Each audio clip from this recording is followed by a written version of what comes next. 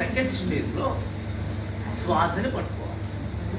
శ్వాస ముక్కు రంధ్రాల్లో ఏ విధంగా వెళ్తుంది, బయటకు వస్తుంది, చల్లగా, వేడిగా, రఫ్గా, స్మూత్గా, షాలోగా, డీప్గా, ఫైన్గా, థిక్గా, దాన్ని గమనిస్తూ థర్డ్ స్టేజ్లో మనకి సంవేదనని గమనించాలి. ఏ విధంగా ఎక్కడ ఏ సంవేదన ఉండినా అది సంస్కారానికి కనెక్షన్ ఉంటుంది కాబట్టి దాన్ని గమనించాలి. ఆ సంస్కారాలు ఎప్పుడైతే మనం ఒక ఎరైజింగ్ అండ్ పాసింగ్ ఏది ఒక ఇంపర్మనెంట్ సంస్కారంగా మనకి ఎప్పుడైతే తెలుస్తుందో అప్పుడు మనకి లోపల ఉన్న కర్మలు కూడా విధంగా ఉంటాయి.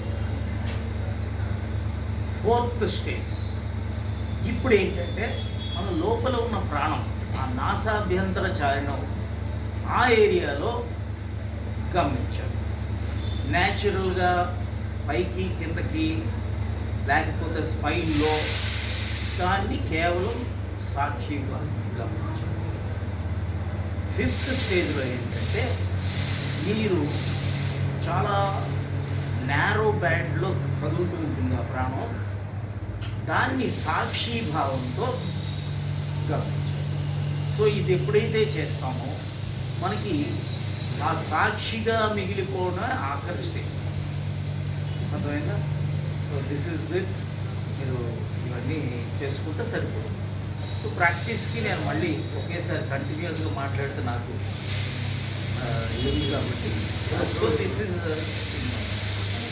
ఓకే.